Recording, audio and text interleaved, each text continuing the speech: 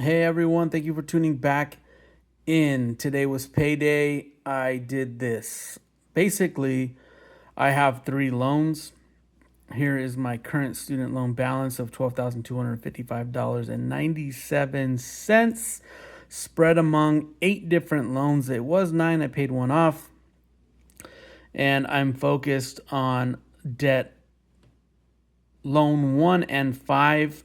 These are the ones that are active right now that are charging me every month, and it's very, very little. What I've kind of figured out moving forward, my last video was about debt snowball versus debt avalanche. I've been doing a balance pay across all of the loans every month. So what that means is I basically have my two minimum payments on loan one and five. It's very small. And then whatever money I had budgeted, it wasn't even budgeted. Whatever I had left over, I kind of spread among the other six loans. So that's been my game plan for the last like 5 months. But just recently, I kind of decided that I'm going to budget and hold myself accountable for the month. So what I looked at after doing all of my math is that $280 is going to get allocated every month for my student loan. Um, One is how I came up with that number. Well, it could have been more, it could have been less, but this is the way I came up with the number. These eight loans generate about $80 a month in interest. So if I pay $80 of interest every month, I'm just pretty much keeping the balances the same. So I needed to go over, and what I decided was $280. So every paycheck I get paid bi-weekly, um, I'm going to allocate $140 to the student loans. Now, because I just got paid, and this current minimum payment was due, what I went ahead and did was I paid the minimum payment on loan one and five. It was like, I don't know, 40 something dollars. It wasn't a whole lot. And then because every paycheck I want to allocate $140 to it, I just subtracted the $45 or whatever it was. It was like some odd number. I used the remaining balance to spread it over the other six loans. So that way, there's still, a piece is still getting taken off. And then there's never any like really bad occurring interest behind the scenes, if that makes sense. So $140 per paycheck. The next paycheck I'll get, I won't have like the minimum payment's already done. I won't get hit up for another payment until March. It says right there, March of the 14th of March. So the next paycheck I get is probably 2 weeks before that. So I'll get $140 and spread it across the six loans that have an identical balance of $1,640.07. And that's how I'm going to kind of tackle it. So the next one I'll do is $140 spread over the six loans. And then the one after that, when the payment is due, I'll do $140. I'll take out whatever's the minimum requirement for loan one and five minimum payment, and then I'll make the difference and I'll shoot it over to the other six loans. So that's how I'm going to move this going forward. I talked about a reimbursement check that's coming to me. I found out just yesterday, I believe, that it's going to take a couple of weeks, maybe even a month to get here. So I'm going to move forward in allocating the $280 a month to my student loans. My Affirm, I'm doing $100 a month. Every paycheck, I'm throwing $50 at the balance, and it should be paid off. I think it was originally set for 12 months, and I should pay it off within, I think, 3 months earlier. So it's not going to run. I think the original due date was like the end of the date was January of next year. I should be done somewhere around like September, October. If not, I did say that when I get the reimbursement check that I was going to pay it all off. That's still highly probable. It's highly probable that I will do that. But I wanted to get the balance to my credit card down. I spent I think another like $400 this week. I still have to go and fill up again. That's another $75 for my truck, for my car. I don't have a truck, but a car. I think I filled up 4 times this whole month so far, and we're not even done yet. I think we still have another week. So, again, I got to go fill up tomorrow morning so I have enough gas for the following week. And then we're gonna do a grocery run. I'm anticipating maybe $150. Maybe I'm hoping to keep it under that, but we'll see what happens. And then my car registration is due. So I got $171 plus smog. So the smog's gonna be probably another $60. So that right there is almost for another $400 that's going to go back on my card. And I just submitted a payment of $850 to my credit card. The balance was hovering over 14,000. It's going to trickle back down to probably 13,600, and then I'm anticipating another $400 of car registration, groceries, and gas, and smog. So it looks like it's going to go back up to 1,400. This is what I had so far on my. So these are the ending balances of my student loans. You can see these just changed. I updated these yesterday, so you can see like the difference every day. The loan compounds. So if you don't know about student loans, this is kind of tricky. You don't really know how the interest is accumulating. It accumulates every day. So every day it gets just slightly, a few cents get added to it, but then it's going to compound off of that. So that's 70. So at 1639.72, and then you hit it today with the 7.7 interest rate, and then the next day it's this, and now it's 1640.07. Now you're going to hit it by the 7.7 interest rate, and then tomorrow this will trickle up a little bit. So that's how it compounds. So you have 365 days of compounding interest. That's where most student loans, once you get up in that 100,000, you can't. It's like a huge snowball that just snowballs every day, and it gets bigger and bigger and bigger. So, luckily, I'm at the end of it. I'm just so close to paying off these things.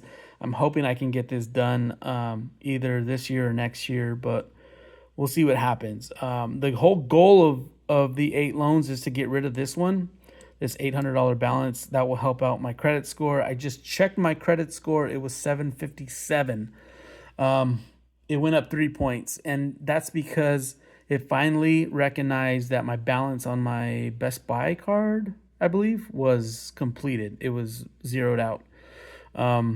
It's still showing a balance on my Home Depot card, so I paid that off weeks ago.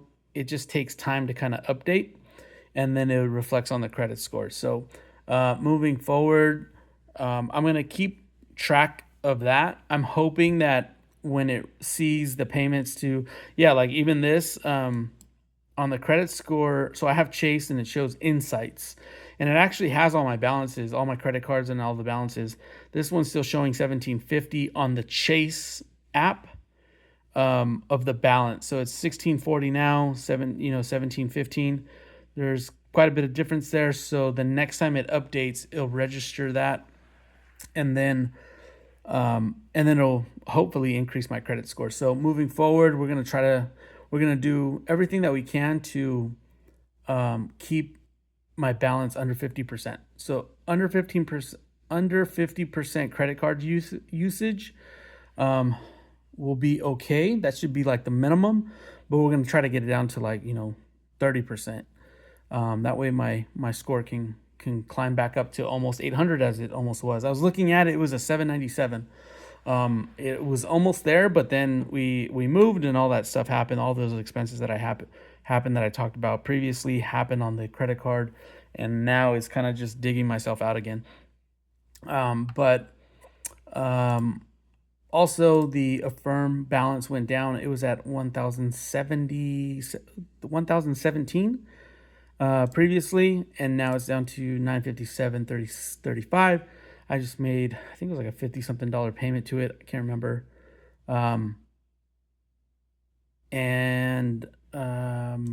we're ahead of that. So this Affirm loan will definitely be paid off before the actual maturity date or whatever. Still anticipating that reimbursement check. I'm hoping to damage maybe this one or this one, or put it towards both and see how low the Affirm can get paid off. I definitely want to pay that one off with that reimbursement check, but I still don't know. Depending on how big that dent, how big that check, like how do you say this? I want to look at the balance at the time I received the reimbursement check to see if it's better to just drop it on the credit card, because the credit card is 19.34%, I believe. It's gotten ridiculously high. Again, these student loans are 7.7, and the firm is like pennies. I want to say, well, it's not pennies, but it's like I want to say it's 13%. So it may be just better to use a reimbursement check to pay down that Chase card, because the interest that I would save over the long run would be probably better. But again, I'm gonna kind of weigh it out, see how it is when I do receive that money, and I might just pay off one of these loans instead, just to see me catch a little win. You know what I mean? That psychological effect of getting those little wins. I probably need it right about now because of that balance just skyrocketing over these last couple of months. Kind of got me down. But again, payday was today. I think I'm like down to my like last $300. I do have a cushion in a savings account. I think there's like $1,500 there that me and my wife use. So I do have a little cushion in case something does happen. And then we haven't received any other bill so far in the mail for this month, and I don't think we're going to. Some of this stuff is kind of tricky with the new bills as we're getting used to paying them.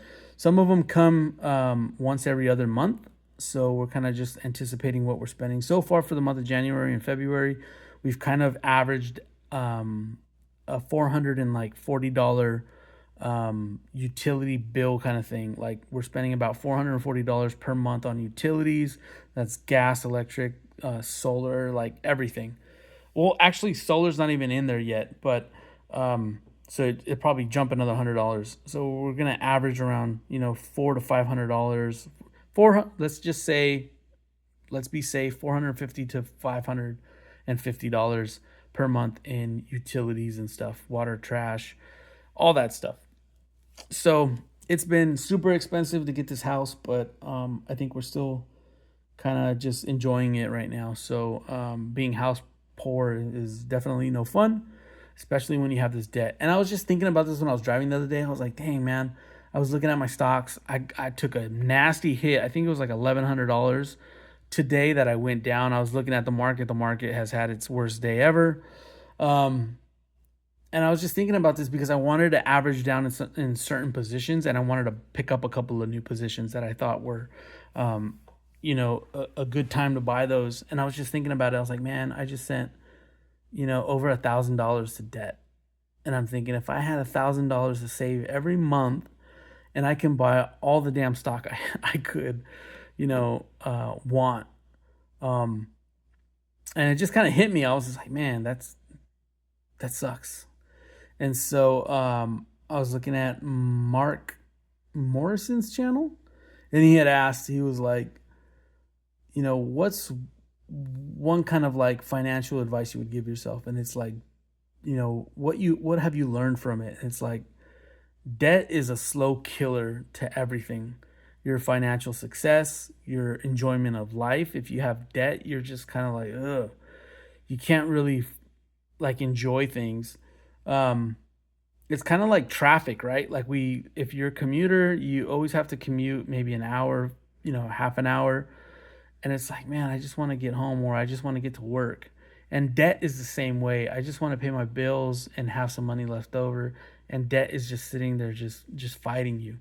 And so I think I'm a little bit more clear-minded about my goal this year. I know I fell off, and the last year has just been crazy. Even though I had the lowest balance on my Chase ever, which was 8,400, and I think back in 2020 I got it down to like 6,000 actually. But 4 years later, it's at 8,400, and I was like happy. My credit score was almost at 800, and now it just kind of like just fell apart. And I kind of reflect back on it, and it's a little bit of stress with the new house. The payments and stuff like that are high. I was going over percentages, and I think we're using about half our income to pay for this house. So that's a lot. You know what I mean? I was on another live where someone lived in like Georgia, and they just paid off their house. Um, I was just amazed. Like, they're still young and they paid off the house. It's like, I'll be 80 and still owe money on this damn house.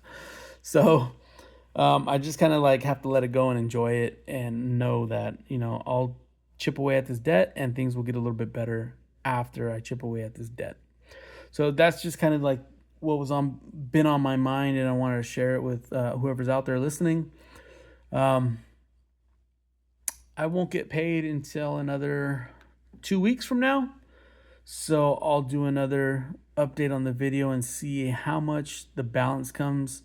Um, I still don't anticipate I'll get that reimbursement check just yet. So maybe in mid-March I'll have some more success on these debts. In the beginning of March, I have a family member's birthday, so that's an expense. But other than that, I'm just gonna lay low and enjoy the house. Thanks, guys. If you guys need me, I'll be in the comments. Happy blessings, happy stacking.